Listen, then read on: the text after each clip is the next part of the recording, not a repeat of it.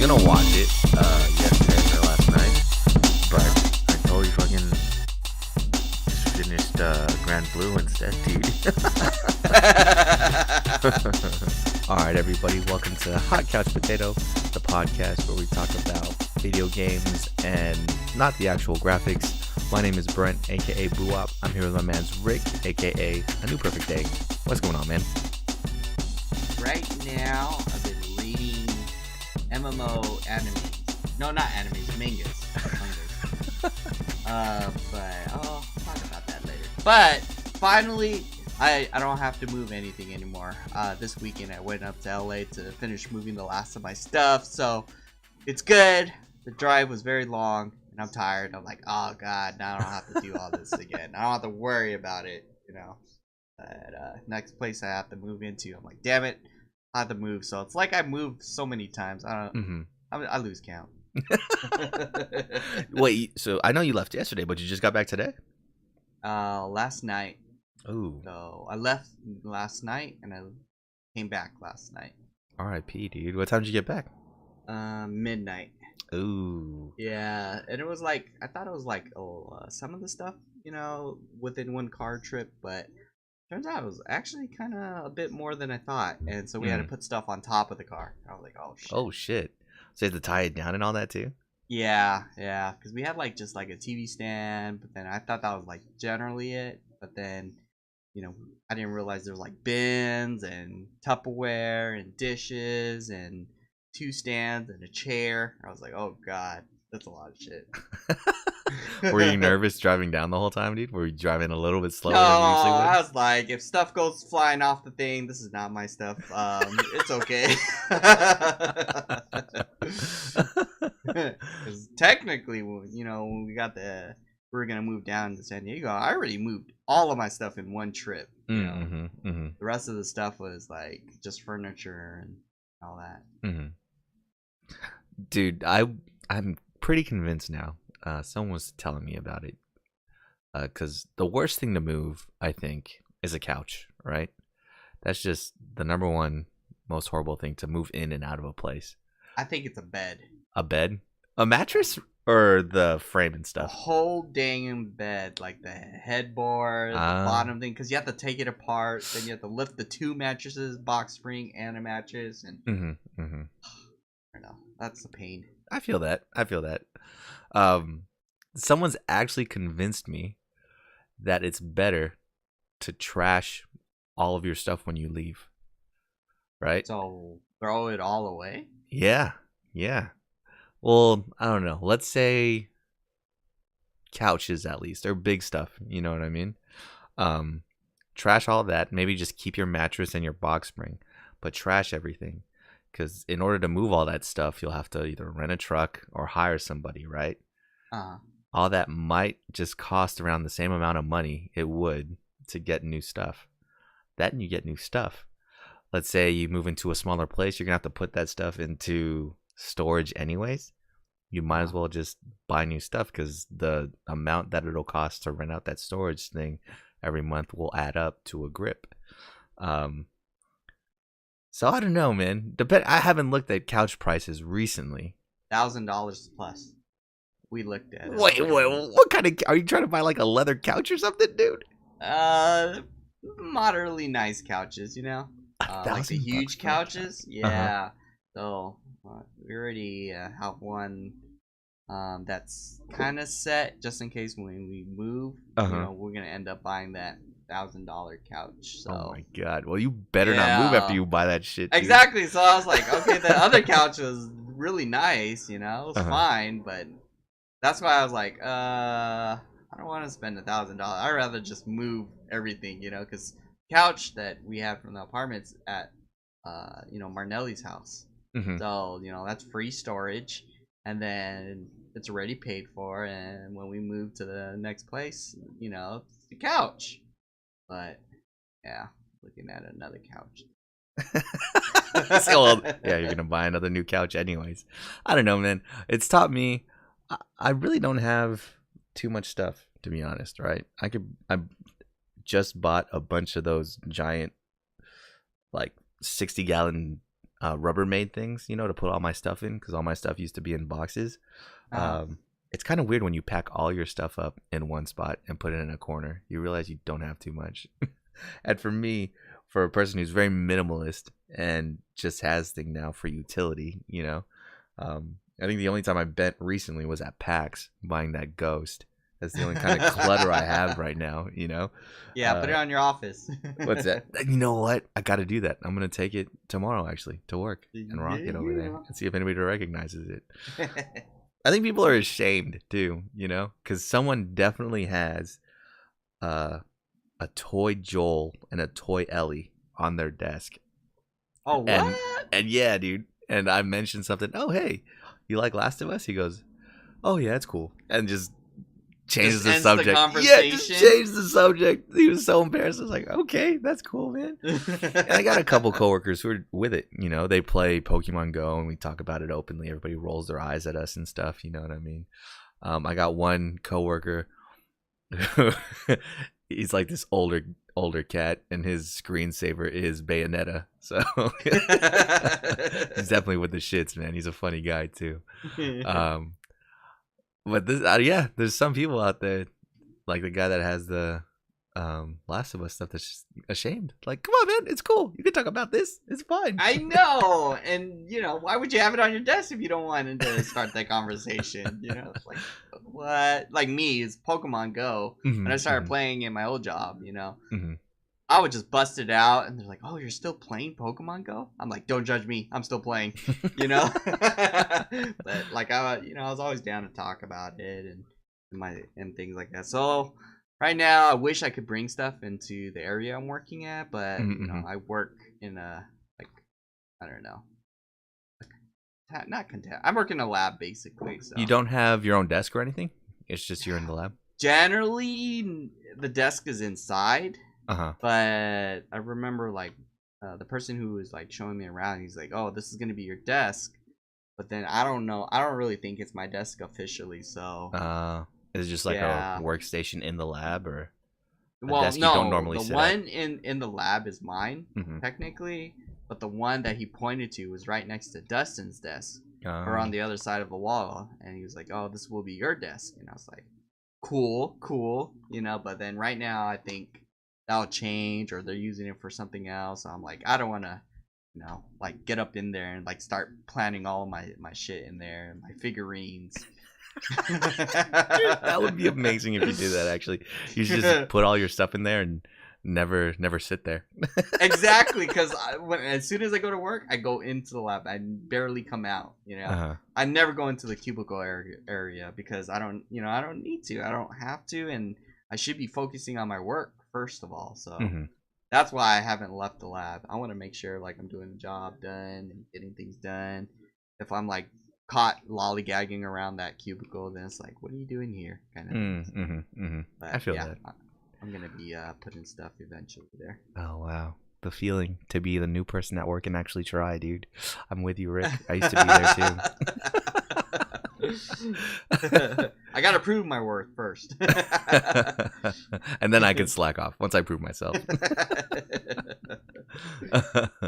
But yeah, going back to the amount of stuff I have and buying new stuff when you move. Yeah, I think I'm convinced that next time I move somewhere, I'm just gonna buy new stuff. I haven't really bought new furniture at all recently. I bought new sheets, actually. That shows you I'm an old man now. I got excited about buying new bed sheets, dude. Really? It was 1,000, I don't know, thread count sheet stuff? Yes, and I'm melting it, dude. It's amazing, man. Dude, I actually was pretty excited the other day of buying I want to try out that pillow, the purple pillow or something like that. I don't know if you saw it online, but the way they use the material for the pillows and the mattresses is I don't know, intertwined. Okay. And it looks like a bunch of diamonds or something. I don't remember, but basically it's some sort of type of foam. And my cousin, John Ray, was they bought him the whole mattress, and he said it was one of the best mattresses he ever slept on. No way, huh? Yeah, so I'm like, all right, well, I'm looking forward to buying that pillow. So I'm a weirdo, dude, right? Or I think I'm a weirdo. I like really soft beds, like hotel mattresses, where you lay down and you just sink into it, and you're just surrounded by everything. Yeah. Are you like that too? Or you like more of a sturdy mattress? I like the sinking feeling. Like, Okay. remember Yeah. that? I don't remember. I don't know if you remember, but like back in like high school or middle school, there was like a really queen size bed I used to have, and as soon as anybody laid down on top of that mattress, they knocked out Uh-huh. immediately. Uh-huh. So that's what I miss. I miss that mattress. I don't remember what it was, but what I learned is that the mattresses that are very, very heavy and difficult to like pick up, Most I comfortable. think that exactly. Yeah. Yeah. The most comfortable. The ones that are light, I already know that I'm gonna have a hard time. Those are the ones with Going the back- springs in it and shit still. Yeah. But going Yeah. back to where you're saying. Yeah.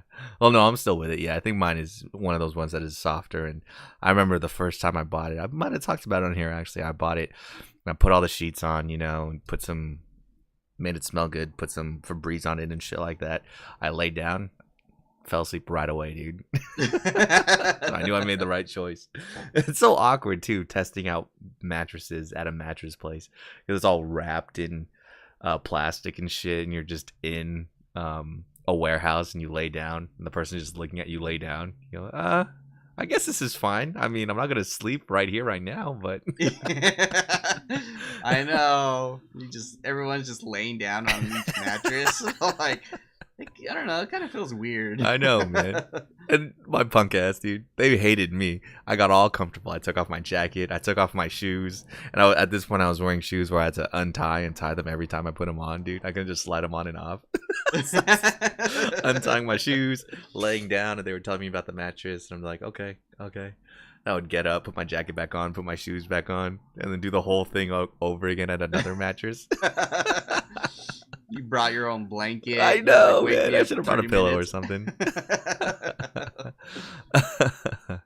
Man. But that's good. That's good that's behind you. It might have sucked while you were doing it, man. But, a success. A success back in San Diego, dude. Another success yesterday. We were able to get our Comic-Con tickets, man. Yay. Triforce never fails, dude. It was Rick, John Raymond, and I again on a Skype call or Discord this time. All logged in, waiting in that line, that infamous blue circle just spinning round and round, and that yellow message telling us which days are running low. We got in around 10 or 9:30, 9:35 or so. Yeah, around that time. Yeah, and I think it was John Raymond that got in. The whole time we were just talking about anime, manga, all that good stuff, and not even realizing it. I was low-key getting scared because I think while we were waiting in line and while we were talking, I was on Twitter and people were saying which days they bought. I think a message popped up and said preview nights already sold out, and then that Friday and Thursday were running low already. So I was low-key getting a little nervous, a little nervous. Then John Raymond said he got in, and we were good to go, man. Yeah. When you hear that, it's because it's like, I don't know why every time we get in, we always like get closer and closer to the end of the time, like a 10. It's like, I think a couple times we got in around like 9:50, 9:45. It's just that anxiety knowing that we might not be able to make it this year. That's very true. And by the time we got in, I don't think there were no more Friday tickets available, right? Yeah, exactly. Yeah, there were no more Friday tickets available, but which is fine. I mean, I was gonna try and just get all 4 days, just to get all 4 days, but got 3 days this year. I think we all got 3 days: Thursday, Saturday, and Sunday. So it'll be good times, dude. I think this is the longest in advance I ever planned for everything in my life. I think my trip to Australia, I planned all that a month before I went. A Comic-Con, I planned that 10 months before Comic-Con is. Or at least we buy the tickets and put it in the calendar, like way super in advance. You know what I mean? Yeah. Man, but it's good times. They raised the prices a little bit, huh? Dude, I think they raised it by $1, and I was just thinking about this earlier when I was pooping. I was like, wait a minute, wasn't Comic-Con tickets around $40, $30? Yeah. And then all of a sudden, I just realized we spent roughly about $65 per ticket, and then the Sunday was like 50, or I don't remember. It was very expensive, and then it added up to almost $200 per person. And then I was like, Jesus, am I going to be spending roughly that much every year for Comic-Con ticket? I guess so. Yeah, man. Yeah. This year we got the extra day too, so that's probably why it costs a little more. But yeah, I think you're right. Prices are going up $1 every year or something, man. That hotel tax will kill us, bro. It's crazy. Exactly. But yeah, we were able to get John Raymond got in, and then I was able to get in with my account. By the time I was able to get in, there was only Sunday tickets left, which was crazy. So we hooked up some of Rick's family members, man, got them in for that day. Oh yeah, thanks for that. Cause I was like sweating. I was like, oh my god, my nephew finally is able to get his own ticket. But you know, he called me. He's like, "Did you get in, Uncle? Did you get it?" I was like, "Oh, shit." You know, I was like telling him, you know, maybe we can just, you know, you'll be a child next year again. Isn't he tall as shit though, man? Like, there's no way. It is, and it's, the crazy thing is, like, they never really ask, you know. Like, I just say, hey, you know, he's a kid, need a kid badge, and they're like, look at him, and he's like kind of taller than me, and I was like, yeah, I brought his license just in case, and they're like, no, you don't need that. Here's his badge, and I'm like, okay. Yeah, man, that's super awkward to ask, man, to be in that position. I remember I used to work at Belmont Park, right, in Mission Beach. This is years ago, right, before, just a long time ago, dude. And there was the carousel, right, with the horses and shit, and it goes around in a circle and all that. And it's a kiddie ride, right? And the thing was, if your kid was 2 years old or younger, the parent could ride with them for free. You know, liability reasons, they could hold the kid on the horse and all that stuff, right? Yeah. I don't have a problem with it, right? There were definitely kids that were like 12, 4 or 5 years old riding that shit with their parents, you know? But who am I to ask every single person, oh, hey, how old's your kid? Because they have to be 2 or younger for you to ride with them, you know? And this is where you really find, I think when you work in customer service, this is where you really find just the, what is it? The innocence of people or their motives and all that, right? You learn a lot about people, I guess is what I'm trying to say. Because then you'll have the people that are honest and pay for themselves and their kid, you know? And then you have the people that try to pull a fast one by you and be like, oh yeah, here you go, and just pay for their kid but try to ride with them too, you know? And I'm like, I'm not an idiot, dude. I see what you're doing, you know? And every time they would come around because I have to stand there and like hold a button down to make sure this thing spins, right? So every time they would come around, I would just stare at them like, yeah, I know what you're doing here. You're stealing shit from us, you know? I'm judging you pretty hard. Give them a dirty look. Yeah. But anyways, so I never like really made the argument or anything. I just kind of let it go. You know, who am I? I'm just really gonna die on this hill where I'm not letting you ride with your kid because he's 3 instead of 2 or something. You know, I don't really care. But one person just took it straight to the heart, right, and really grilled this parent about not being able to ride with their kid because their kid wasn't old enough. You know. Yeah. And she's like, my kid is 2 years and 10 months old. They're not 3 yet. So I can ride on here on this ride with them. And the guy was like, no, you can't. You can't, blah, blah, blah. This lady went, got the kid's birth certificate, and was flashing it in his face, dude. I was like, oh, no. I didn't see it, but I heard about this whole situation at the end of our shift when we were cleaning shit. And I was crying for him. I was like, oh, no, dude. And, like, the owners had to talk to him because the person talked to the owners and the managers and all that stuff. I was like, RIP, bro. See, that's why you just don't make a big deal about it. Exactly. I think, remember one of my jobs that I used to work with, they enforced like a policy, and I was like doing like bag check and stuff like that, and they enforced the policy to say, hey, we just started implementing this, you know, you're new, but don't let any food in or something like that. And I was like, okay, whatever. So I was doing bag check, and then the first person that came up, you know, pulled up a bag, and then like I opened the bag, and it was 60 sandwiches inside that bag. So I was like, I made that call. I was like, should I argue with this guy? You know, the policy's still new. I can like play dumb and say, hey, I didn't know about this. So I said, you know what, guy, just come on right in. You There know, you go. There you go. I don't want him to take that 60 sandwiches because I was thinking too. I was like, man, he probably spent all of his like night just making all of these sandwiches because they were like handmade and all that. And they're like, he spent his whole night. Wait, what event was this, dude? No, it wasn't an event. It was just like him and his family. Oh, okay. Yeah, like kind of like a big family coming through, and then like he was carrying all the food, and then I was like, literally, it was a huge bag of just sandwiches, and I was like, oh god, I was thinking, yeah, he spent so much time. I don't want him to, tell him that, oh, you have to take that back to your car, and if you guys want to eat, you can feel free to eat in the parking lot, kind of thing. So I'm like, nah, So I was like playing dumb. I was like, oh, yep, come right in, welcome. Oh, it's fucking hilarious, man. See, you watched that movie, 13 Assassins on Netflix? Yes. Yeah, I look at life kind of like that, in that last scene where they're ambushing all the samurai in that village and stuff. You got to pick your battles, man, and pick. Yep. Definitely pick that hill that you want to die on. Are you gonna die on the hill of not letting this guy bring his sandwiches into the park? No, I'm not gonna die on that hill.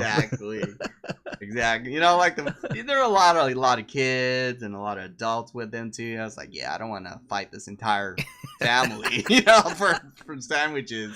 These guys might be starving all day, this kind of thing. So, yep, come right in, guy. Yeah, come right in. See, and in the long run, that was a good move, man. Because then what? They would have gone around their day with those sandwiches in the car. They would not have been good later, dude. Exactly. And it didn't look like it was in a cooler. It was just like in a regular purse bag thing. So. Yeah. That mayonnaise does not keep. What are your thoughts on mayonnaise, dude? I know we've talked about mayonnaise. Yeah, really? Yeah. Not too much of a fan, dude. Too greasy. Really? Yeah. Oh man, I think it makes the burger like if you. Ooh, really? Yeah. I don't know. I think it's because I've seen mayonnaise get made one time. It's just eggs in a blender. Eggs and something like that. Yeah. Just turned me off, man. So. And it's like made of pure fat, or I don't remember. That's the only thing I hold against Chick-fil-A sauce, and why I can't eat too much of it is because it's creamy like mayonnaise, so I can't really fuck with it like that. Oh, now I know what your kryptonite is. So yeah. Bring a lot of that, put it in tacos, and. Hey, okay. Gross, dude. First of all, that's disgusting why you would put anything like that in a taco, dude. Doesn't make sense. Like putting mayonnaise in a taco or on-roll tacos and just fuck with people and call it whipped cream or sour cream. If you ever want, I'm cool with sour cream, because that has like, it's more thick and it's like cheese, right? Mayonnaise is just cholesterol completely, speaking of fucking Chick-fil-A, man, I had the most amazing experience on Saturday morning at Chick-fil-A. Oh yeah. Was that yesterday? Yeah, after we bought our Comic-Con tickets, we were celebrating. Oh man, our celebration tactics after getting our Comic-Con tickets. Were they shitty, dude? I feel kind of bad, but at the same time it's internet people, so I don't feel too bad, man. Oh, that's their fault. So anyways, of course, what we did after we secured our tickets, our place in Comic-Con history, being that it's its 50-year anniversary, John Raymond and I took to Twitter and just checked out the San Diego Comic-Con hashtag. And there was plenty of people crying about how they didn't get their tickets this year. Yeah. And they just had the funniest gifs is what it started out with. So John Raymond and I were just sharing back and forth on Discord just the funny gifs we saw of people disappointed they didn't get their tickets. And then it got worse. People were talking about how they got in, but they were sold out of tickets, so they just sat there and looked at the tickets that they couldn't buy. And some got into the queue and they're able to almost purchase it, but the options left them was like 0 badge available. So that sucks. That one's worst. I know. I feel bad laughing about it now, and it's just so many sad stories. People like, I'm gonna protest Comic-Con because they don't care about their biggest fans. Just the craziest, all this stuff. There was, I think, a company that was raffling off Comic-Con tickets or something like that. And you could tell it was one of those like stock retweet things that people were putting up, and people that weren't winning after reposting that shit were all upset, like, I paid for nothing and all this. I mean, there's just a lot of stuff on the internet that people will put up, and we were laughing at all of it. Felt super bad, man. But good for ourselves, because we knew that we got tickets, which is why I'm gonna knock on wood, and I'm gonna donate $1, maybe $2, maybe buy an extra burger next time I go to In-N-Out or something, and give it to the homeless guy at the exit, just to bring my karma points back up. If we were in Red Dead right now, my karma would be at like -500, like bandit level type shit. Yeah. We need to even that out. So and the funniest one was, I think, the last one that John Raymond posted. He's like, "Oh, here, this is us, guys," and it was like Darth Vader dancing with a bunch of stormtroopers and stuff. So that was good times. But anyways, after we purchased the tickets, I think we were all getting ready to, go our separate ways off the call. And Rick mentioned real quick, 19 minutes to get to Chick-fil-A. And I looked, I was like, oh, it's 10:11. I could get breakfast still. And I kind of laughed. And I thought to myself, Chick-fil-A for breakfast would be fucking amazing right now. I knew it. I knew it. I was like, you're going to go after it. And I was like, going to join you. But I was like, looking at myself, I was like, oh, I'm still in my boxers. I haven't pooped yet. I'm not going to make it. Dude, as soon as he said that, as soon as I hung up the call, I was out the door in my car, dude. Out there on the street already, man. I got there in good time, too. I think I got there around 10:20, 10:25 or something like that.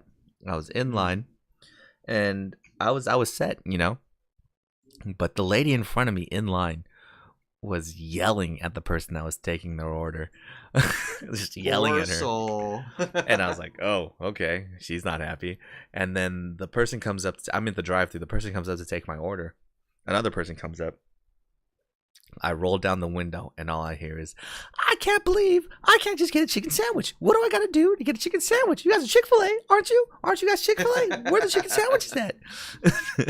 And I hear the person's trying to explain, oh, it's still breakfast, ma'am. I mean, we'd be glad to get you one, but you'll have to pull up and go around and park and order it from the walk-up. And I'm not doing that. I'm in my car. I'm ordering my meal at this point, Just going to get my 4-piece sandwich thing, get a nice coffee going. Get some tater tots with that, and get a chicken biscuit as well, man. Just round it all off, nice and good. The lady's like, okay. She's done taking my order. The person that was getting yelled at has walked away somewhere. The person that took my order went to go up to the car in front of me and gets yelled at too. I roll up my window because I feel so bad. It's like watching Goblin Slayer and what's happening to all the maidens in Goblin Slayer. I just looked away. I couldn't watch. I think 2 more people try to talk to this lady. I'm laughing. I'm texting Rick just like, haha, this lady's trying to get lunch at breakfast time. Who does that? I knew my order was secure, so my breakfast was ready. I wasn't tripping anymore. I see a person with a different color shirt walk up, so she's like a supervisor or something. She gets yelled at and walks away. Now I'm starting to sweat because this person in front of me isn't moving. I'm on the right-hand side lane. Everybody in the left that's ordering is just going ahead and picking up their food. And I go, holy shit. Maybe I'm not going to get breakfast. I start tripping out for 2 seconds. I start sweating. But finally, this lady's will broke, and she just went through and parked. And I was like, thank you, God. Yeah. Thank and it you, was God. like only 5 minutes. She couldn't wait to get, lunch. I don't understand. Yeah. I mean, because the Chick-fil-A employees got to know that everyone in line around that time is trying to get their last-minute breakfast in, right? Exactly. It was crazy, too. As I was passing the drive-thru, like, menus, they were flipping them over to the lunch menu. So I was like, oh, God, thank you. I made it. So, yeah, man, she was just... I mean, the customer's always right, If I was her and was just ignorant to the fact that Chick-fil-A serves breakfast until 10:30, I think I'd be mad too. But at the same time, dude, the chicken biscuit's great. Try it out. Exactly. Some might say it's better than the chicken sandwich. I don't know. Just try it out, dude. Yep. Put some mayonnaise on it. Gross. 100% gross. But yeah, man, I think God was watching over me yesterday for breakfast. I think that's why they closed Chick-fil-A on Sundays, so we could bless everybody with breakfast. But it was good times. Dude. Yesterday was a good day. Good day. We got some Pokemon hunting in. Kind of whack. It was supposed to be raining, right? Exactly. At least in game. For Lotads. But it wasn't raining anywhere we went, man. So that was kind of weird, man. And it sucked too, like right after we were like coming home, then it started raining inside the game. And I was like, that's some bull stuff. But I think we caught some good Pokemon, We got the Marowak, the Lohan Marowak, we got a Tyranitar, a Harima. Yeah, I think it was a pretty good day. Yeah, good day. We got some random stuff. The next generation is going to come out soon. They just had a little 20-second trailer teaser for it that come out earlier this week. It's gonna be a lot more Pokemon that I don't know. So all right, but it'll be all right. At this point I'm just trying to collect stuff. Today I randomly found a Pineco. Oh, what? Really? Yeah, in Euclid in National City. So I was like, oh cool, I'll keep this. And it turns out it was the last one I needed to make a fortress, so I made one of those. Oh, nice! Yeah, that one's all right. Never gonna use it because it has shitty stats, but it's okay. It just looks cool. But yeah, just playing it to collect at this point. I don't really turn on the app as much as I used to anymore. I've noticed a lot of people really aren't sharing gifts anymore as well. So maybe the hype is dying down a little bit, man. I think it's because they can't get gifts because you have to keep replenishing it. And then since we have so many people, so many friends to send gifts, it's kind of tough. And then I see them all catching every single day though. So they just stop with the gift sharing, but people are still logging in and catching stuff. So. And then like for me, I spend most of my time trying to learn work and everything. But I'm still playing like every day. I just can't get to that gift stop. And then I've noticed, I don't know if that's true, but every third or whatnot Pokestop I spin, I'll get like one gift. It used to be like I would get like gifts almost every single Pokestop. But now it's like kind of challenging. Like I ended up getting like 60 Pokeballs before I fully got 10 gifts. That's crazy. That is kind of wild.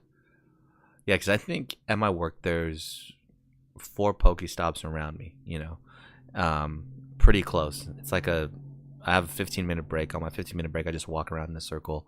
And I get like 6 stops easy, right? And it's a circle, so in the beginning, I'll spin this one Pokestop, which usually gives me a gift. If you've ever gotten a gift from me in Pokemon Go, that's the literal drift. That's definitely the one that's by my desk that I spin every day. So there you go. That's where I work. And I walk around, and by the time I'm done with my break, or by the time I'm done with my walk, the one that I first spun, I can spin it again because the time has elapsed to where I could spin it twice. That one is guaranteed to always give me a gift. The other ones, it's super hit or miss. So I think I feel what you're saying. It's getting harder to get gifts now, which is kind of weird. I mean, yeah, I don't know why you would limit that kind of shit, but who knows, man. Yeah. I think everyone's still playing though. I see them catching stuff every day. I think the next round of EX raid passes went around for, oh my god, I forgot what it's called, dude. Deoxys? Yay. What do they call it in the chat? Donut or something? What? Really? I forgot. Is that what they call it in the chat? I forgot what they called him.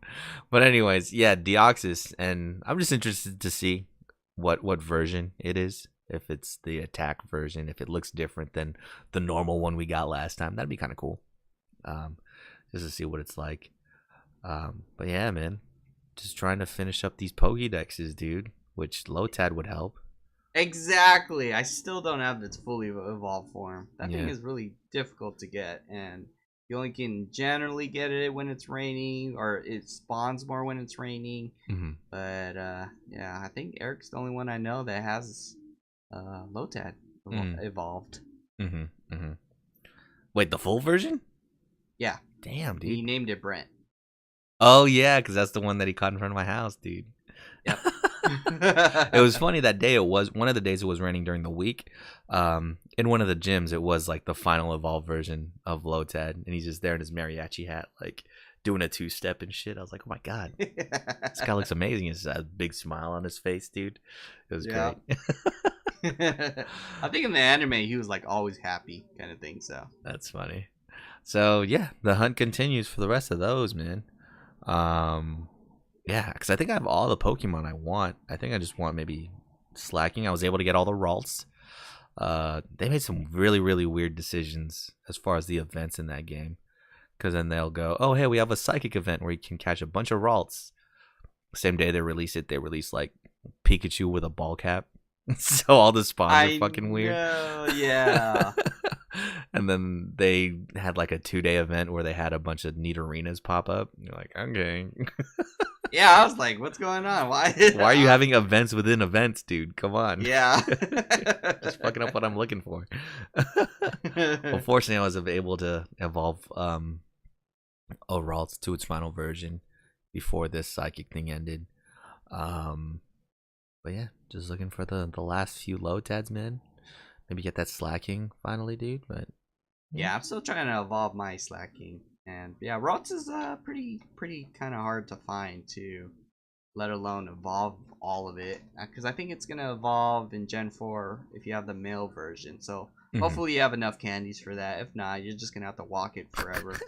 Because it takes 5 kilometers, which is equivalent to like 3.3 miles for one candy. For one candy. That's a load of trash, dude. Yeah, so 3.3 times 100 candies is like what, 300 miles or something. So there goes the math, dude. Yeah, yep. You're just gonna have to be raiding a lot. Just walk to friggin' LA and back, dude. You know, easy work. Exactly, and I think that's only 120 something miles. So I don't know. Damn, so you have to go farther. But yeah, no, it was good times yesterday, all around. We're talking a lot about manga, dude. You mentioned you were reading a new manga or something about video games or MMOs. Oh yeah, so reading. Oh man, I totally forgot what I was reading. So there's that popular trend. It's called isekai, and it's like another world kind of thing. And okay, I think they're playing a little bit on a lot on the people who go into a different world from wherever our world into like a fantasy world kind of thing. And a lot of mangas sprout out, and they usually majority of it start off pretty good. The premise is really good, but then I think they just don't have that natural formula to keep the interest going or stuff like that. So it's like, think of like, for example, the slime one where the guy dies, spoiler alert, and he gets reincarnated as a slime, but he has like similar to skills of an MMO. And so, he learns and develops all of these skills, but then the way he uses all of these skills is always questionable, like he has too much power or whatnot. And, I think they're just missing a lot of the, I don't know how do you say it, but like when it's like an underdog kind of theme where the main character is usually weak, and people don't believe that he's able to pull it off, and that's where he goes through training arcs and becomes stronger, and surprises the audience or the enemy and whatnot. Like here, it's like most of them are starting off where they're already super powerful, but they're discovering different ways to use these powers. So like the slime is discovering he can use all of his crazy godlike skills in many different ways. There's another manga where it's called World Creator, and he has like the ability to, similar to like farming and creating and whatnot, but he's able to use and create that stuff on the fly. And then there's like other stuff like the Shield Hero and whatnot. So it's just, that's the common theme. It's just video games and a manga and how people would react. So I would recommend checking out some of these mangas like There's like the king's avatar. No, I don't. Yeah, yeah. I guess the king's avatar. That's not a isekai, but that's like a guy who's in Korea, and he's like one of the top PvPers. Mm-hmm. And basically, something happens within his company that he was with, his group and whatnot, and he gets kicked. So he starts rebuilding his character. He's playing for fun, and he's whipping the shit out of everybody, but nobody knows who he is online, kind of Mm-hmm. thing. So that one's an interesting read too.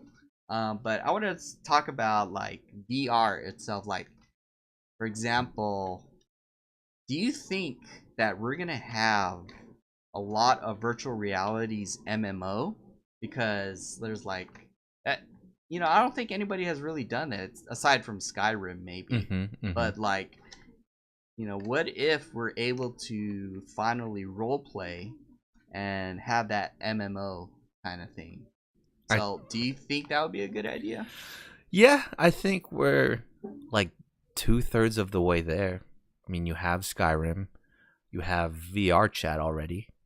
All you would have to do is really combine the two. You know, as far as how fun it'd be, that's kind of a different story, man.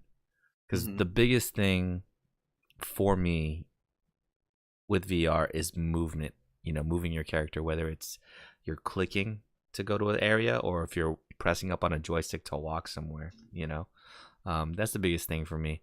To get it right, I don't think nothing feels comfortable yet. You know, like the Mm, joystick is cool for a little bit. You can kind of get sick if you're looking around and moving at the same time. You kind of forget that you're moving. yeah. The clicking stuff might be too slow. Um, then again, for an MMO, that might be the way to go since MMOs are kind of slower paced. You could do that. Um, yeah, I don't know. And then how would your attacks be if you were a melee class? Of course, you would just swing your arm to swing your sword, right? Hold up your shield, or hold up your arm to hold up your shield.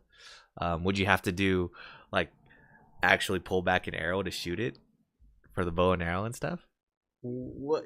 Yeah, I just thought of something like right now. What if they had that virtual MMORPG, but it was like a turn base, so like Final Fantasy kind of thing. So, and then in order to do your attack, like you're saying with the bow, what if you have to like swing your sword from left to right horizontally, and that like Mm-hmm. initiates one of the like a striking move, or if you do the bow and you point it upwards to the sky, that activates your arrow ring kind of thing. What if they Mm-hmm. had Mm-hmm. that? So that way you're not rushed to attack this monster because it's turn based, but at the same time, you can think about what strategies to use. I think that might be That cool. yeah, that actually might be more like Final Fantasy 11. You're saying.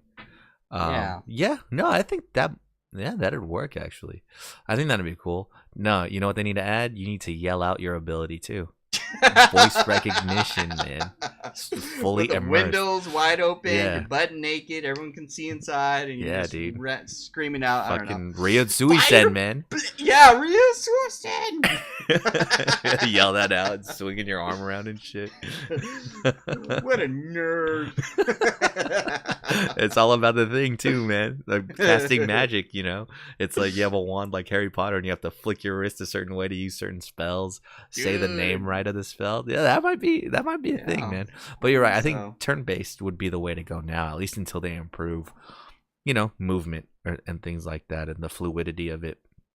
Yeah. Um I know they're trying to develop like a stabilizing VR now, where it tracks your eyes too, so that you move your head, but it'll still kind of follow the track of your eye, so you don't get that motion sickness anymore. So I know that's Uh, that's in the works too. Um, but yeah, just coming up with that pod or that station where you can walk around and it's actually walking in the game. Um, I think that's where we need to go, and that's when we're not going to be able to play video games anymore because we're gonna have to walk, dude. So with all these new mangas and stuff, do you think it's too much? You think it's oversaturated? You think Sword Art kind of ruined the game? nah, I think Sword Art was more of like the pioneer of it all, and Mm-hmm. like even though it could have been better later down the line of Sword Art, I Mm-hmm. think now that people are having this idea of like the possibilities and the many of the ideas. Like, I don't know, back in the day, sci-fi was a real big thing. And it all sprung from just imagination of what could be out there, what could be this and that. And then so people for technology these days, they look at the sci-fi stuff and they try to implement it in like real life. So like, for example, your 007 watch, you're communicating through the watch. There's even documentaries on these too. Like, people took that idea or that concept and try to implement it in reality. Now we have the iWatch and stuff like that, talking to other people. But that is what I'm saying. So like, since Sword Art started this idea of VR and virtual reality, maybe people are taking virtual reality or that idea and trying to implement it into the actual virtual reality we have now. So because I feel you. I think didn't Sword Art like come out before virtual reality was starting to get all crazy? Because virtual reality was just like in the alpha stage, and all of a sudden people are just taking these ideas and saying, hey, this is be a great idea to be something similar to Sword Art Online. Yeah, and Sword Art is AR anyways, right? It's like augmented reality type shit where it takes over your brain or something to control shit too. So yeah, no, I feel you. Do you think it'll be later? Because like you said with the 007 thing, I mean, I guess you can directly. Oh yeah, way later, because then you have to go through so many laws of like, I don't know, safety issues of being able to eject from the game, and what can the because what if software can control your, I don't know, your brain waves and shit like that. So maybe way in the future, maybe 20-30 years in the future, when we get more comfortable and we have a heightened demand, then I think so. Yeah. But right now, I think that generation's still not ready for. That's what I was. Yeah, I think that's where I'm thinking about it more, is like, the people that are in the place to be able to create that type of technology now, they're not too with it. But right now, there's a generation that's growing up with it where it won't be such a crazy idea to them, right? Yeah, exactly. So it'll be easier to make for them in the future. Like with the watch, like you mentioned, at the time when, I don't know, N64 007 was out, nobody at, I don't know, the Pentagon or DARPA or anything was thinking about making a talking watch, right?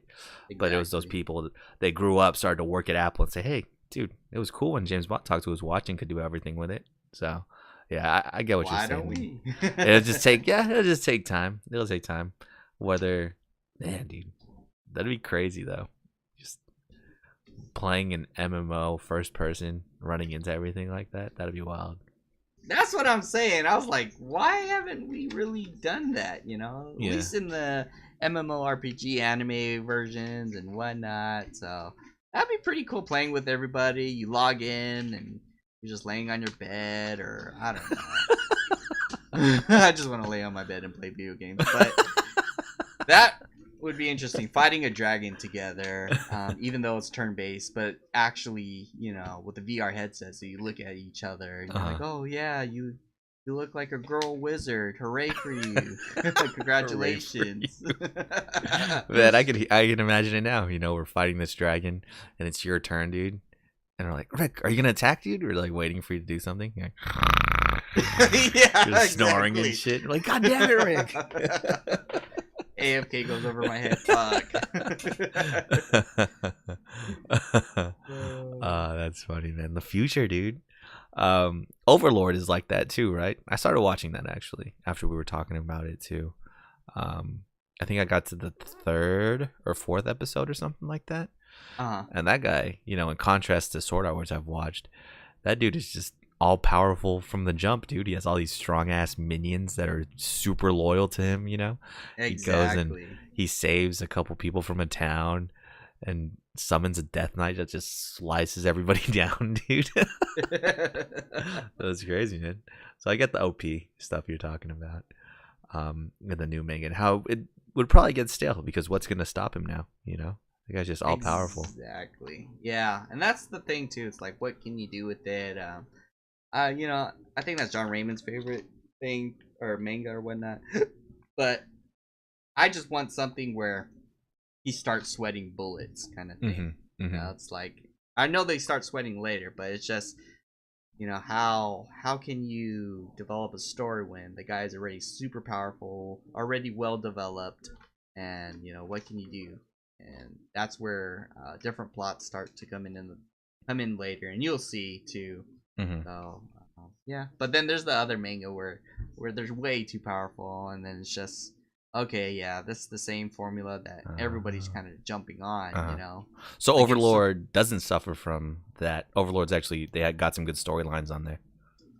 They have different, yeah. So John Raymond's that's his fate kind of thing, but basically it's not the same where you go and fight someone and you're so super powerful. It's actually there's like okay, he has an objective to do this, this, and this, and it's actually kind of threatening his his position, his survival, and all that. But yeah, I think in Sword Art, I think the formula was good because even though Kirito wasn't too powerful, he is powerful now, but when he wasn't too powerful, there's still that possibility he can die, get injured, he's still vulnerable, and the people around him are not as strong as him. So basically, there's that possibility that they could die, kind of thing. That's I think that's what I enjoy about Konosuba and maybe the Goblin Slayer too. It's like they're not the strongest in the game. You know what I mean? The Goblin Slayer, all he wants to do is kill goblins and shit. Like everybody makes fun of him for fucking killing goblins, right? Yep. But he's just the best at it, and he's high rank just from killing goblins and shit. And in Konosuba, that guy just steals people's panties and stuff, and comes up with weird, the perfect skill, weird schemes to win fights and all that shit. You know what I'm saying? So exactly, and he's not even powerful, but yeah, see, that's why, yeah. Using all of his skills, his intellect to plan and scheme all these underhanded attacks, and win his way.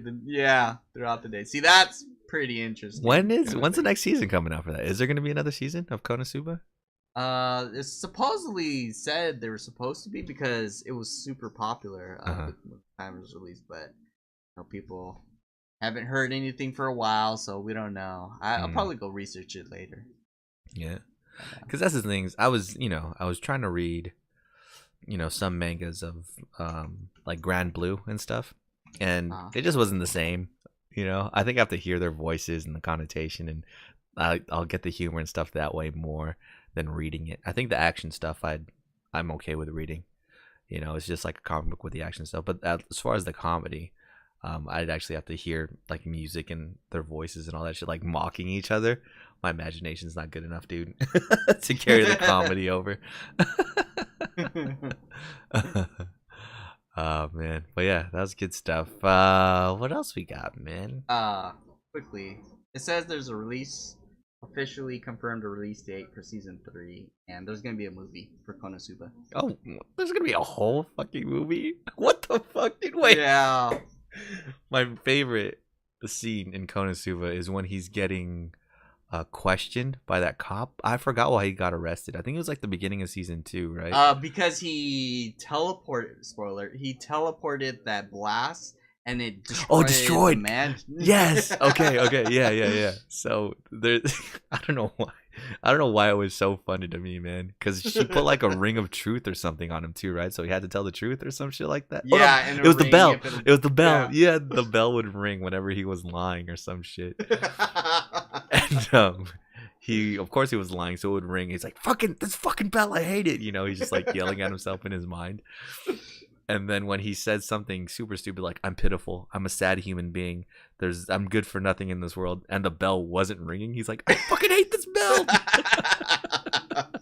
Yeah, because he was like saying, like, I'm really a student with no life, and I like to stay home, I'm a loser, and everything, and then the bell didn't ring. Yeah. And then she was like, shoot.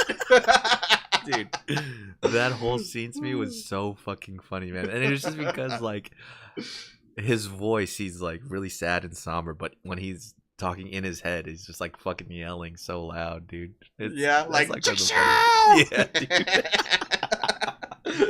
Oh, that scene is so good, man.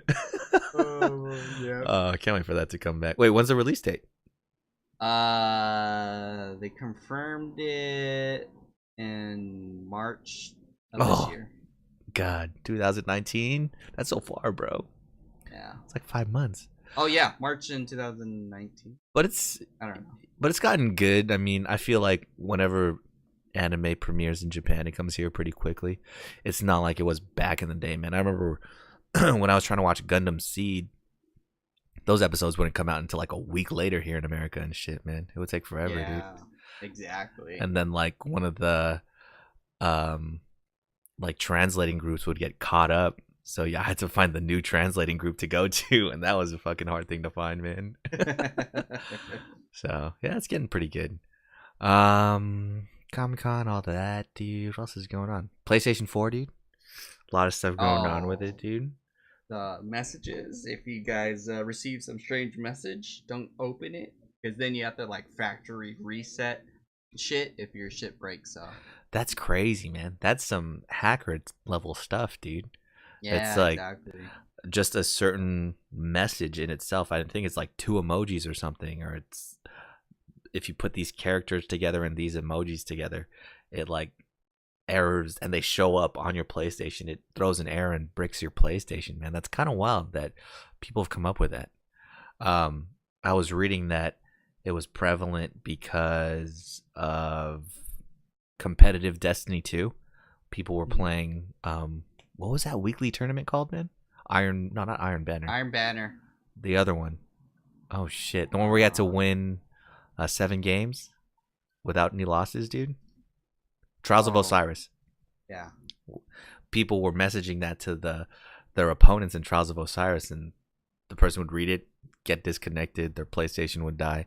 I've heard it happening in Rainbow Six Siege games too, in ranked matches in Rainbow Six Siege and Overwatch. So it's mainly the multiplayer community that's getting affected by this. I don't accept messages from strangers anyways. You have to be on my friends list to be able to send me a message. But I heard that people are throwing this in friend requests too, and that's what's catching people off guard as well. They've suggested the best way to go around this is just going through your app on the phone and deleting the message before you even turn on your PlayStation. So that's kind of scary, man, but it's the truth. People are gonna find some backdoor ways to break shit. It's crazy that it's this simple that anybody could do it. I could do it to anybody right now, you know. Don't do it. No, I'm not gonna do it, dude. But that would be kind of scary, you know, if you receive a message from someone in your game. You go, oh, hey, cool. They're probably raging, man. I can't believe I'm getting someone to rage this hard in a video game. You open it, your PlayStation dies. You're like, what the fuck? No. Yeah. Your bank account is 0 now. It's just crazy shit is happening. But yeah, man, that's rough, dude. So be careful out there. Download the app, I guess, man. Because that's the only way, man. And we were kind of griping about that earlier too. How PlayStation just used to have one app, right, where you could look at everything PlayStation, look at your messages, all that shit. Now they have a separate app where you can look on your PlayStation and a separate app for you to do your freaking messages, man. What the hell? Yeah, I think they're trying to copy Facebook, so they're pretty good at copying it right now. It's trash, dude. But overall, I think the reason why they're doing it is because maybe there's like a limit on what the app can, install and take over and all that. So they have to reduce the functionality of the app itself. So it's better to divide the apps separately, so that way everything can be running at full capacity for both apps. Like maybe Messenger is like taking up a huge portion of data that they're allotted for each app. Oh, okay, that's fair. See, I was over here thinking it was because they wanted more I can explain this. Yeah, like user data or users in general, where they can say, oh man, we have 1 million people using our PlayStation app. Now, if that same 1 million people download 2 apps, they can say we have 2 million downloads this year. Just inflating the numbers on some bullshit. Yeah. But that kind of makes sense too.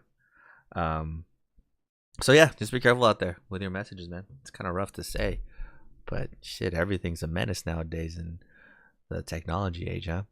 Someone tapping up against your phone can empty out your bank account essentially if you have Apple Pay or something. Shoot. So that's kind of rough. That's scary. Whatever happened to that app where you could share a picture or something just by tapping your phone? You remember that one? Snapchat? No, it's not Snapchat. Oh, where they connect, you touch your phone. You still can do that. It's called AirDrop for iPhone. Oh, so that's probably why the app is gone, because you could just do it on your iPhone in general, right?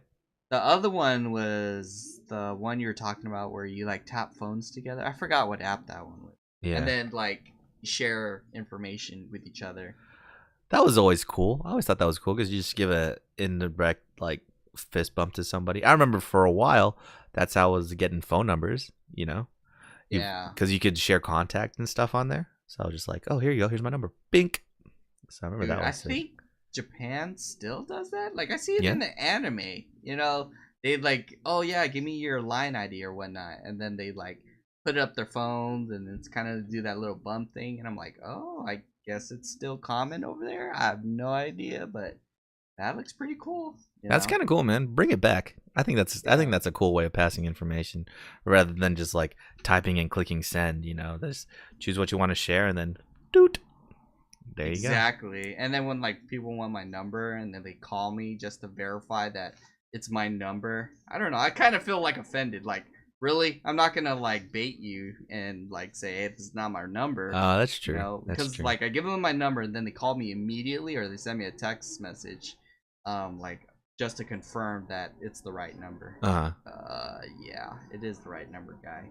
I would always do that so that, you know, I would type it in, then call it real quick and hang up, just so I had it on my phone. So they can have it on the phone. Yeah, and then because it takes too long, I'm going to enter a number and then create a contact. That's going to take way more keystrokes than I want to do. Let me just call it, finish up our conversation. Let me go home and then say, oh yeah, I called this number. This was Riggs or whatever. You know, that's why I did it.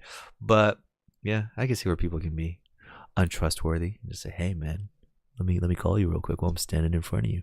I know. It's like, really? I think somebody did that to me, and then yeah. Oh, I remember they did that to me at E3. It was like last year. Or not last year. Oh, and you're right next to me, dude. That fucking chick that worked at Microsoft. I remember that, dude. I was like, yep, and I blocked it. Like I think right when I walked out. That's fucking hilarious, dude. But, because they were going to Anime Expo too, dude. That's why. Yeah. Yeah. So. Oh shit! Good times, dude. Good fucking times. Still on PlayStation, man. We'll be able to change our PSN soon, dude. Oh, nice. I was thinking I would do it, but then that means I have to change my name completely for every single account I have in the world. Yeah, see, and that got me interested too. I mean, would you? PlayStation's been the one that you would just never able to change, right? Every other online service there's some kind of name change out there. So for all those people that, you know, change their names and stuff, well, I'm just wondering what they would change it to, man. Because what about you? Are you gonna get your old account and change it to the ones with that one account that had like 20 trophies, or I forgot what trophy level you were at, but it had a lot of trophies, a lot of platinums. Yeah, no, I'm past that already. So nah. Plus, I think the other thing was my email. I wanted to have one email with all my like gaming accounts on it. So that's what that BooWop account is all that. I don't even remember. Is it B-? Is that what the other one is? Yeah, B-. Yeah. No, I don't think I'll move back to that one. I think I'll stick to what I got going on with BooWop, because I think at this point I'm past all the trophies and everything already. Like I re-platinumed Uncharted and all that. Yeah. What about your Instagram account name? That was a pretty cool name too. Oh, Social Darwinism? Oh, dude. It was the other one. Which one? I think it was Tyrannosaurus Flex. Oh, yeah. That's a cool one, too. Yeah. But I don't know. BooWop kind of sticks with me, man. Exactly. It's funny. Stick with it. Yeah. You know that we're part of that Pokemon Go Discord for Mission Valley kind of area, Claremont area. And I went to one of the raids with them after work just to kill traffic. And they knew that I knew our friend Maynard. And his name in Discord is Bick. and mine is Buop. And we're out there raiding, and it was just me. Maynard wasn't there, and the guy that actually runs the Discord, nice guy. Yeah, nice guy. Anyways, in while we were raiding, he's like, "Where do you guys get your names from? I noticed this is Bick and yours is Buop. What's going on?" I wanted to tell him, "Oh, man, we're certified bloods out here, so everything we do has to start with a B." You know what I'm saying? Yeah. I was like, "Oh no, it's just how we make our names." It's like bullshitted. I mean, because that is name generator. Yeah, no, because that is for real. I mean, Bick is because there were a lot of bloods at Morris. Same thing with me, man. I saw someone get beat up, and someone said, "Oh man, that guy got boo-wopped," and I was like, "Oh hey, that's cool, man. I'll definitely keep that in my vernacular." It just ended up being my what do you call it? My gaming name. I forgot what I first made it on too. PlayStation. No, it might have been PlayStation. It might have been Xbox. Or Steam. I don't know, man. Because I remember for a little bit I spelled it with 2 O's, and I was like, "Nah, that's not cool enough, dude. Let me spell it with 3 O's, because nobody does that shit." So yeah, for me, I think I'm fine with the name I'm at now. Going in the future, if any new consoles come out, I think I'll be cool keeping Buop, trying to go wherever that goes, because nobody's gonna make a name with 3 O's in a row, right? Yeah. I think your name's pretty unique too, where people won't really take a New Perfect Day or a Cold Cloudy Day or anything like that. Shy Tank 88 or that's what's crazy too. Like, I thought someone at least would take a New Perfect Day one day, but I think New Perfect Day is already taken. Like, majority of the accounts I tried. Yeah, but when I put a New Perfect Day, that's like completely free. So don't take my name, guys. I kind of what though? There is that wrestling group in the WWE that's called A New Day, man. So See? It might be in danger, dude. You might be in danger, bro. Oh my god. You're gonna have to be a cold cloudy day again, or a shitty poopy day. I don't know. Oh, that's something that happened this week too, or maybe earlier last week or something, but Google is messing around with streaming video games in the web browser. Have you seen that? No, I haven't. So they ran a beta where people could play Assassin's Creed Odyssey, the newest one, on Google Chrome. And really? it's streaming like PlayStation Now is. Yeah. And I think, where's it streaming? Is it streaming from like their tower PC at home and they're playing on a laptop or something? No, they don't have it downloaded anywhere. It's straight from Google's cloud, wherever they're housing the game. You're streaming it from there. And of course, they're only going to show it at its best, and it looks pretty decent. It looks like how you would play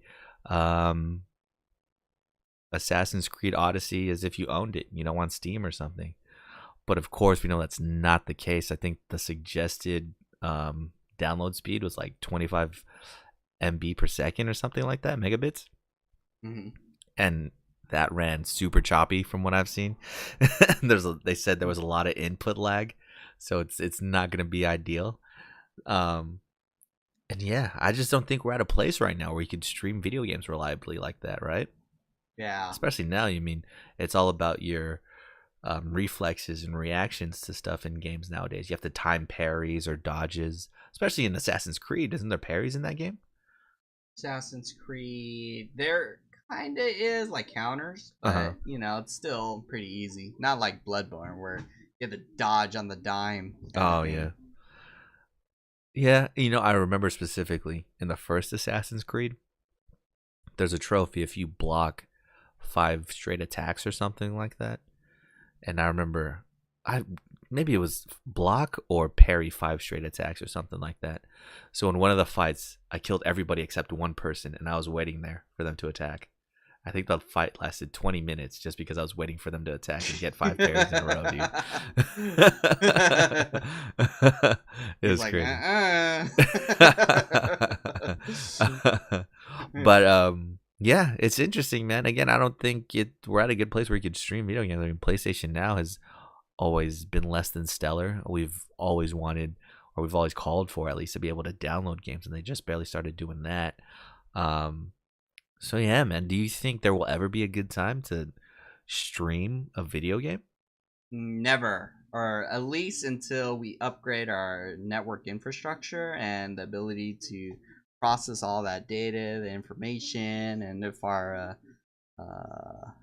PS consoles or our regular consoles are able to even, interpret all of that data, then yeah, I would say it'll be good. But right now, I don't think the technology is there, or it is there, but it's not built in, made for our consoles and whatnot. That's what I Maybe think too. computers are able to do it. Yeah, I think it's just not widely available yet. I think once everybody gets fiber, then it'd be definitely be worth it. And even then you'd want to be hardwired. You wouldn't want to be, on Wi-Fi or anything like that. And then you'd still have to have a pretty decent graphics card as well. But yeah, I mean, that's a step. I guess it's a step in a different direction. Another thing, what Amazon's trying to make an MMO, I think is what's going on too. What? Man. Yeah. I thought they were trying to make games, but not an MMO.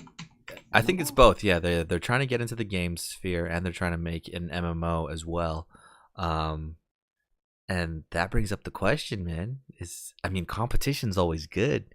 But how do you think it's gonna be like if there's more than just the 3 major players in video games, man? Well, I guess you could say 4 technically, if you want to count like Steam or just PC in general. But like that's gonna be kind of wild, man. The choices are gonna be crazy. I think they're gonna have to invent their own kind of thing rather than just a console. They're gonna have to invent something that is unique and particular to them that people would want it. Like for example, I think they were trying to release that phone a long time ago, and people were waiting for it, but it's just your regular phone, and I forgot what it's called, Fire phone, Amazon Fire. But basically, if they do something like they mastered streaming, or like you can play on the go on any browser, they team up with Google, or because otherwise, it's just like, what makes them different? I guess it's just a game. So I think for now it may be just a game, and they're just making their own game studio that they're gonna release PC games onto or something like that, or out of. Looks like Skyrim to me right now. I'm looking at it. Yeah, it's gonna be fantasy based for sure. For me, I just thought of this right now. I think they're in the perfect place to be what Xbox wanted to be. When they came out with Xbox One, they wanted you to plug your TV into it and run your TV cable through your Xbox. They wanted you to have not just a console, but an entertainment center. Exactly. I think Amazon is placed at the perfect place to actually pull that off, because you could plug this into your TV and people might mainly use it for watching Alexa. Amazon Prime, Alexa. They could use it for purchasing things real quick. And then maybe they want to just plug in a controller or hook up a controller and then start the gaming side of it too. Of course, it's not going to be discs anymore. You could just download the games offline, or they can stream the games onto the console, Mm-hmm. So I think they'll be in the perfect place to just have the full entertainment system. Xbox doesn't really have a Netflix service or anything like that. Amazon Prime has Amazon Prime. They have a music service as well, right? Is there Amazon Music too? They have books, everything, a whole 9 yards almost, man. The only thing they're missing is Taco Copter. And if anybody's gonna pull it off, they're gonna pull it off, man. So I think they're in a good place. They're in a good position to try it. Make a console, with everything, like the Fire TV kind of thing. But, exactly, yeah. More power, and it connects and streamlines everything. Your Alexa. All that shenanigans. Exactly. And I think it'll be pretty cool, because then you're like on playing video games and you want to order something online. Or, well, take that back. Now I'm starting to think about it. Like, if you're playing a particular game and then an ad feature comes up and in the middle of your game, or like it's built inside the game, the ad is built inside the game. So like you're fighting people with this particular sword that your main character used, and all of a sudden there's an ad to actually buy the sword from Amazon. So that's not unheard of.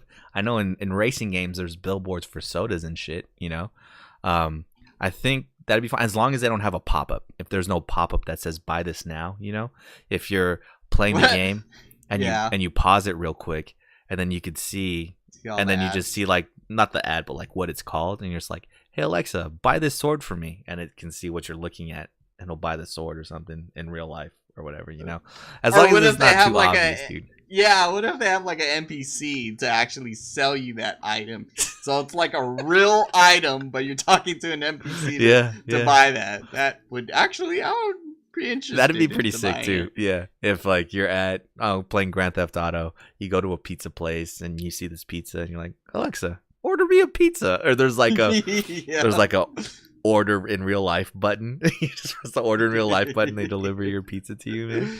It might not be a bad thing. It might not be a bad thing, dude. And it'd just be that console arms race, that competition that would make Sony step up their game, make Microsoft step up their game, make Nintendo step up their game to just do better, right? I think Sony has been owning the game for so long that they're kind of getting stagnant and too used to success. Like when Batman fought Bane, dude. Victory defeated him, bro. Yeah. So it'll be interesting, man, to see where it goes in the future. I like that more and more people are getting into video games.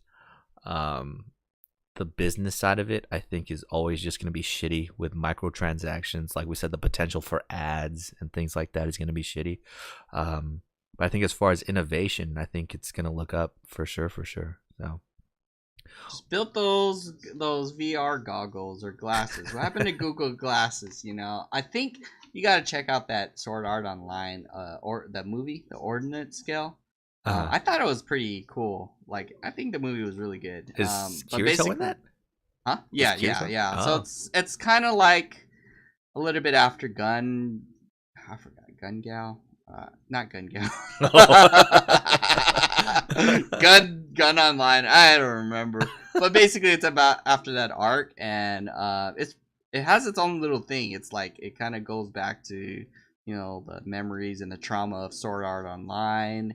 But then, what caught me was the AR features that they're using. It was like one piece. They put it on the side of their right or left temple, and real life, everything starts to come in AR, and you can actually buy stuff. And then they had the innovation of like if you do like play a lot of these games in real life and whatnot, attack monsters that are attacking your building. You actually earn points, which you can turn those points into actually buying food or clothes or items. Mm-hmm. So that's what I thought was pretty interesting. Well, clothes in real life or in the game? Yeah, in real life. Ah, okay. Or like, items in real life. So it's like, keep playing the game, and then eventually if earn enough points from killing all these monsters, then you can, cash those points in for actual stuff. Maybe, man. Would that be too scary? What if you run into the street trying to fight something, you get run over, dude? R.I.P. That's what I was like crazy. I was like, because one of their battles was in the middle of the street. I was like, where are the cars at? Like, what the fuck? And then it's funny because like they all come from the VR or the AR or whatnot, and they're all like running really fast in that. But then when they're in real life, they're all running really sluggish. They're dodging really sluggish, and it's like, oh god, it's real life kind of thing. Maybe, man. Yeah, man. You got anything else? You play any video games this week? None so far. Just getting used to the new job and whatnot. But other than that, been playing Pokemon. Oh, I wanted to mention that Pokemon. I think Pokemon Go.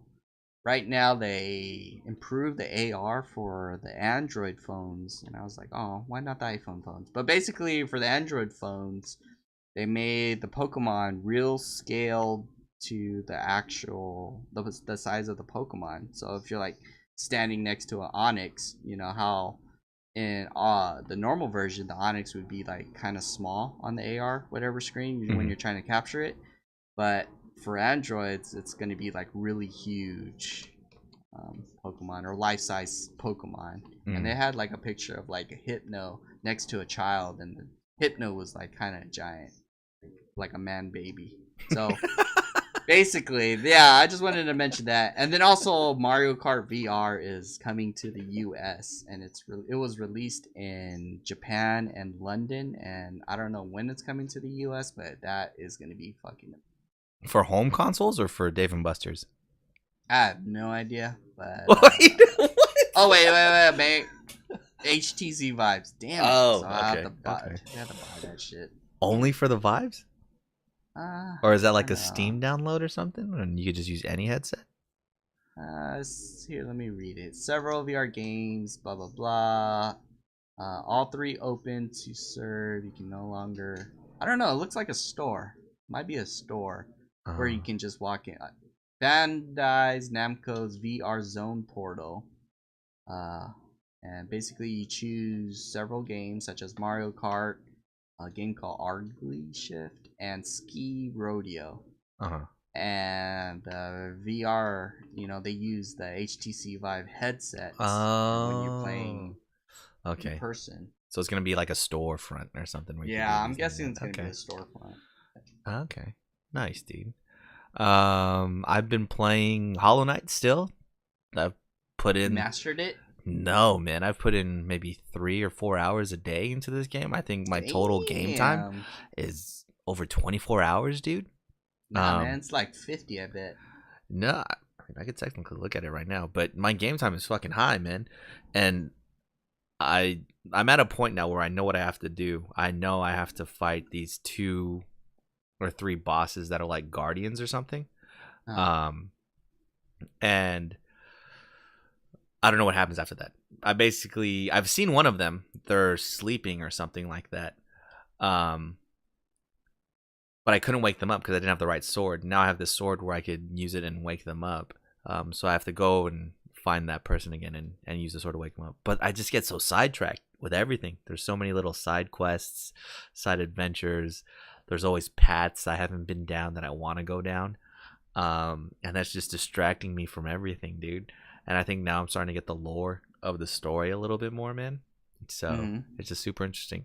So I'm at 24 hours and 1 minute in Hollow Knight, dude. Crazy, dude. Yeah, I've been grinding this game out, man. But it's fun. My biggest thing recently was I ran into this lady that was going to act as a bank, because it's like Dark Souls, where every time you kill, or like Bloodborne, every time you kill someone, you get money, and you could spend that money and buy new abilities, buy power-ups and all that, right? Every time you die, you drop all that money. You have to go and pick it up. If you don't pick it up and die again, that money's gone forever. It's fucking gone, dude. So there was this bank, this lady that said, "Oh, I can hold all your money for you." I was like, "Oh shit, that's actually a great feature." I wish Bloodborne or Dark Souls had something like that, where you could bank your souls away. I think my bank got up to like $44,000 or something like that. It was a lot of money, because I was fighting a boss and I just kept pumping money into her so I wouldn't lose it. So I leave and I come back. I find this shop that I want to upgrade my sword at. I go back to the bank, try to get my money, and she's gone. And I'm like, what the hell? I start swinging my sword and hitting stuff, and her storefront is just like a cardboard box that falls over. I was fucking pissed, dude. I was like, she really just stole all my money, Yeah. So whatever. I go through the game again. I build up my money back, and I buy my upgrades and all that stuff. And then I just randomly run into her again. I go, what the fuck? And she's all scared. She's like, oh, hey, sorry. She's at she's at a pleasure house. She's at like these hot springs and shit that she obviously had to use my money to get into, She's like, oh, sorry, no hard feelings. Yeah, I just took your money. I'm like, whatever, dude. And you really can't attack NPCs in this game, So you can't just accidentally, like in Dark Souls, press an attack button and hit the NPCs. You can't really do that. So I was like, all right, whatever. But just for shits and giggles, for my, personal revenge, I just want to take a swing at her, So I took a swing at her, and all this money fell out. I was like, oh shit. All right, well, I'm gonna get my money back. So I started hitting her, and all the money just came flying out. where soon I got my 4K back. I was like, fuck yeah. Just kept hitting her, and more money kept falling out. I was like, what the fuck? I think at the end of it, I almost came out with 8K, so I doubled my fucking money, dude. So maybe it was worth it. I don't know. But yeah, it's pretty cool. It's very different from, I would say it's more comparable to Shovel Knight, which is also a great game. More comparable to Shovel Knight than the Messenger. Messenger's a little bit more fast paced. I barely unlocked this ability where you can, there's a dash button, right? But I unlocked this ability to, if I dash, while I'm in my dash, I'm invincible. So now it's like a dodge, more or less. So that's going to be super helpful for me killing bosses. I think I was telling Rick, I don't know if I mentioned on here, one night I spent 2 hours trying to beat a boss because I was underleveled. Eventually beat it, that stubbornness in me let me beat it. It's not like the fight was hard, it's just that there were ads that kept spawning and just kept coming to me, so I had to pay attention to them at the same time, pay attention to the boss and dodge it. If anybody's played Hollow Knight, it's the I think the Lost Kin was his name. The reward wasn't even that great, so I was kind of pissed, but whatever, dude. For my own well-being, I know I beat it. So yeah, playing Hollow Knight. I thought this was a game I would finish real quick. At the same time I downloaded Hollow Knight, I downloaded Mafia 3, just to have like the 2 games I want to play be ready in between this downtime before Red Dead 2 comes out. And dude, I don't think I'll be able to get to Mafia 3, which I'm totally fine with because Hollow Knight's fucking great, dude. Good sense of exploration. Just a great platformer, man. That being said, I'm ready to get back into that 3D open world, man. I'm ready, bro. Exactly, me too. And I hope they make a good VR MMO too. That'd be pretty interesting. But I need to get that Satisfy grip.